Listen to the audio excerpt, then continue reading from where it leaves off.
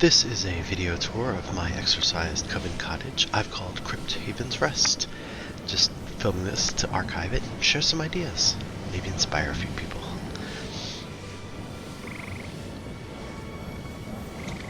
Alright, so in the entrance, well, we have a big archway bordered by some pillars and more torches, like a grand entrance, of course. And then pumpkins line the front path. Really sell that, Halloween vibe that I've been going for. I've seen other Exorcised Coven cottages look very cool and lush, with herbalism kind of vibe and high fantasy look, and I really doubled down on the spooky, witchy kind of vibe, which I love. I love Halloween, so. Spooky witchy trees from the Lux vendor. And then what I like to call the welcome party. Wraith of Crows, target dummy, and the Bone Man. I don't use them per se for target dummies, but I like them as if they were guarding the entrance.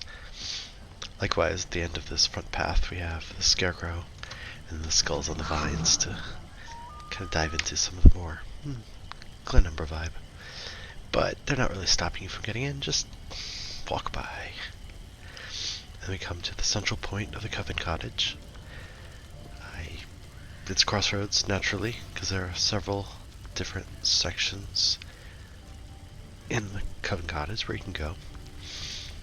So I put stone border and candles around the cooking fire. I figured if someone's living here, especially a witch, they're going to be doing some cooking. But then I used the witch's bonfire from Witch's Festival and sunk it under the ground so the green flames would show up amongst the bonfire here. Give it that extra magical vibe. And of course, illuminate this area with magical green lights. As you just saw the Skull-Taguar come by, this is just a filler spot. But yeah, the Skull-Taguar, he walks by sometimes. This area is just kind of a corpse field. Not just a graveyard, because yes, we have graves. Oh, that guy is not quite dead. Here we go. See you later. I was very lucky to get him from a crate once. But just kind of a nice area. I like the red vines. Hey. I like how that makes this area's color pop a bit. Then rather than just green vines, because everything else is kind of green.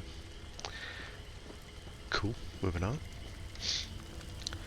I like candles on the ground that illuminate walkways and such, but doing a little extra by giving them this, in this case, is a wooden stool, but giving them some sort of plate, as it were, that a candle can rest on safely off the ground and also melt the wax down. Looks nice. Of course, adding these little stone slabs create more of a walkway. So you come back here, and most people's Coven Cottage just goes to the backyard. I fenced it off. The backyard is a separate area, and you get there from up there, and I'll show you that, because that is all very special custom stuff I did. But I was throwing lots of mushrooms in here, and more of the red vines to cover with the roses, and then just, throwing a skull up there. Cool.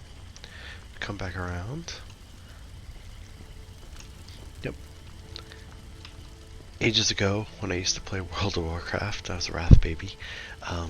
Their Halloween festival was always a lot of fun, and my favorite pet in the whole game was one you could only get during Halloween, the event.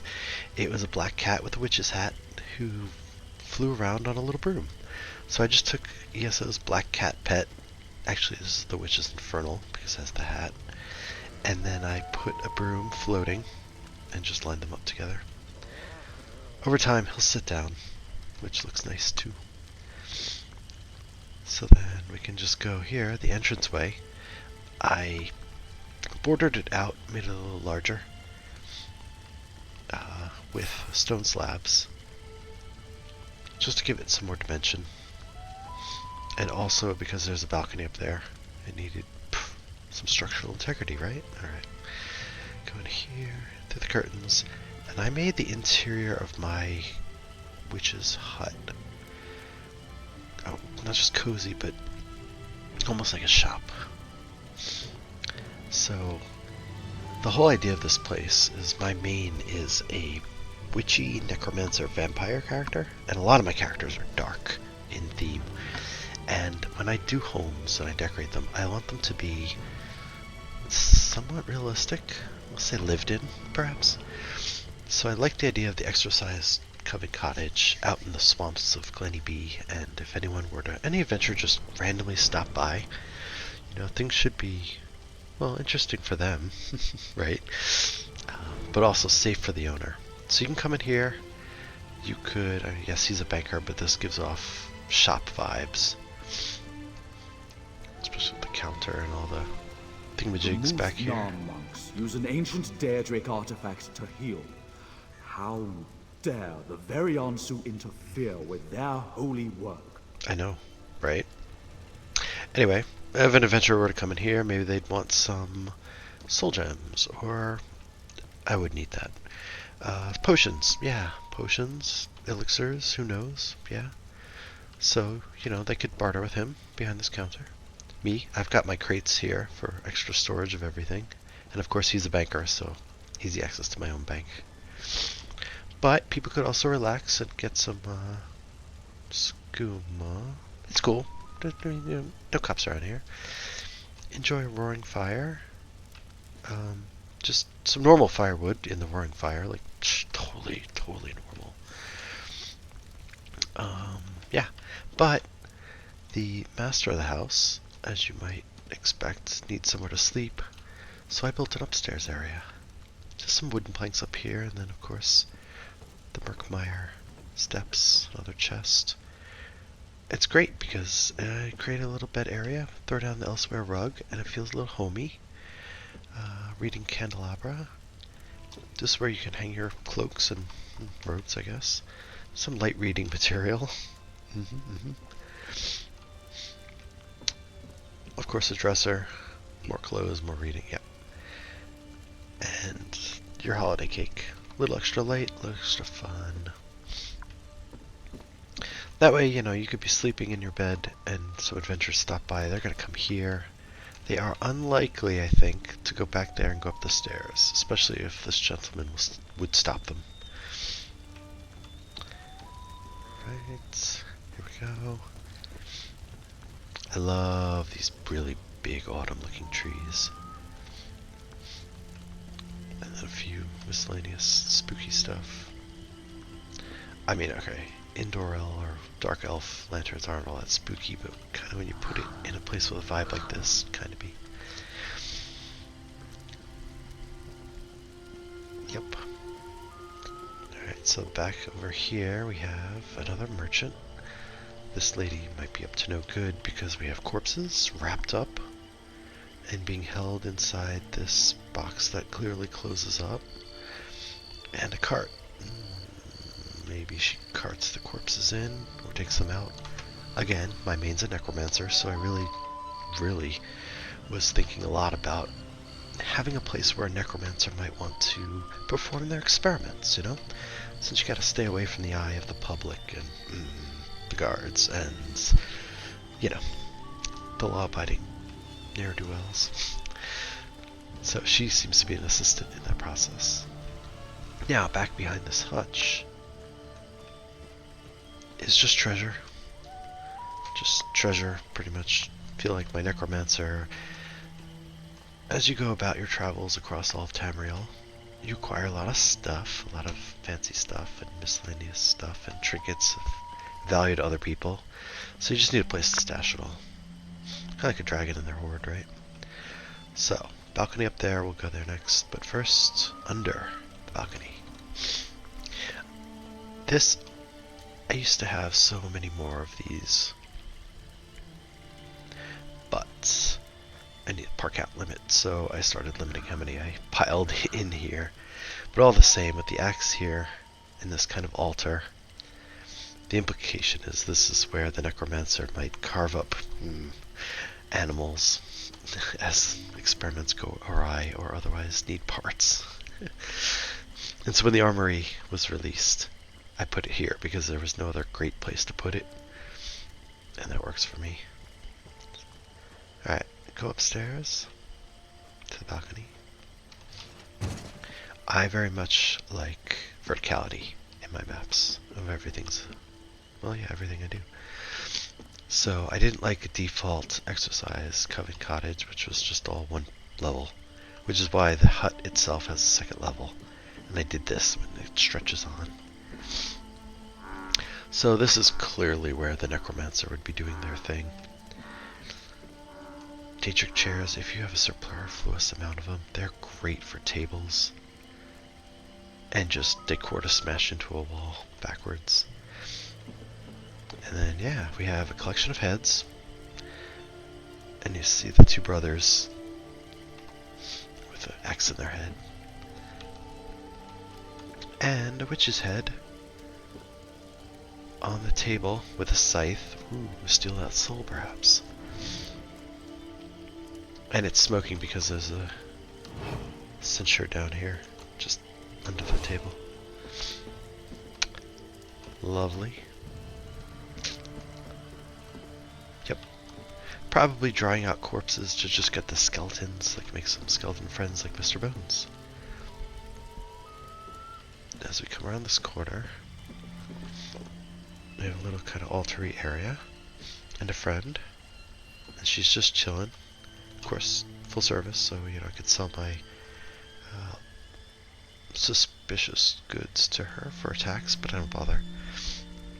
What I do like to point out though is another corpse from like the ones downstairs, but with a soul gem smashed in its skull, so that could be an interesting experiment. We have the witch's basin, and there's a charred corpse in there, because obviously the green flame is on. That's not healthy for anyone. Okay. No fencing here, so it's easy to jump down if I like. You can also do a quick jump on top of the canopy there.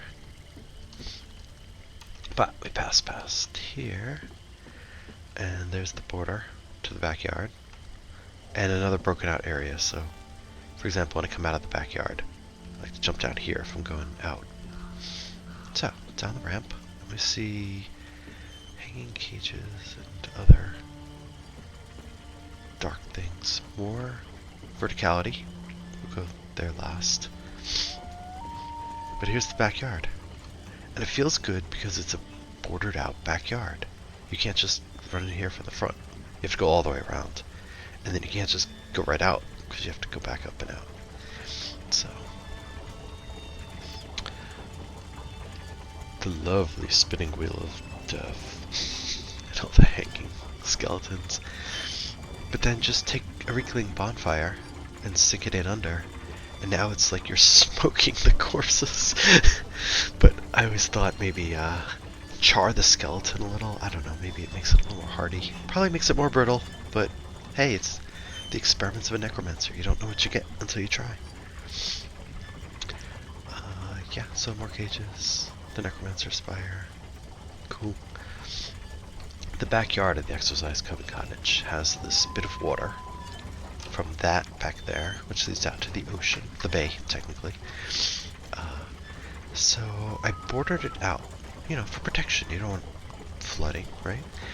So I bordered it out with these stone bits. And then we've got this guy.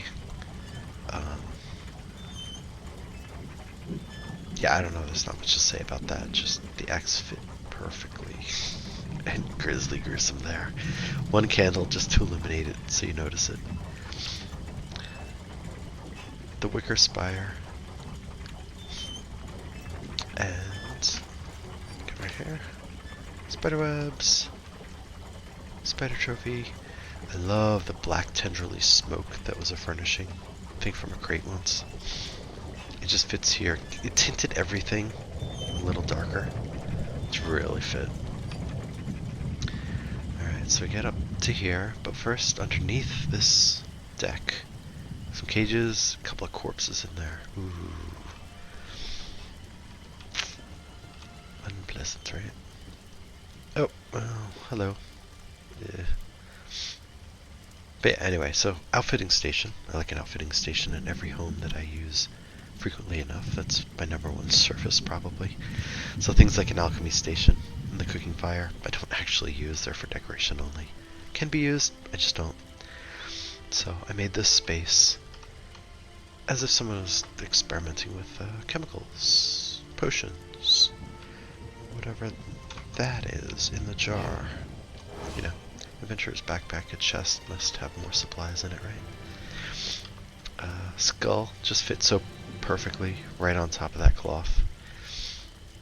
And your outfitting station needs to be well lit.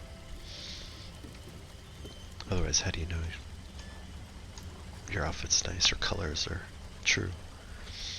So, use some rocks to border out the back of, you can see where the treasure was. Just to blockade that up. So you go up this ramp. Yep. And this is the last thing I did. You can see the Tower Zero back there.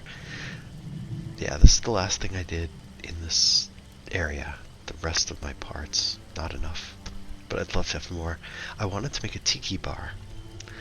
So I grabbed our Argonian Totem of Light, threw down a couple of chairs, threw the bar, some potions, drinks, bottles, a vase.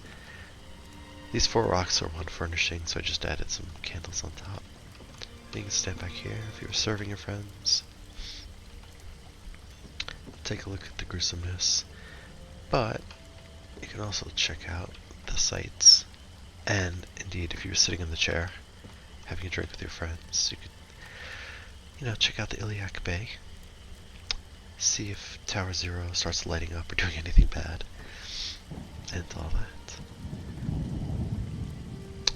I hope you enjoy, and I hope maybe that gives some folks some ideas for their own Exorcised Coven Cottage.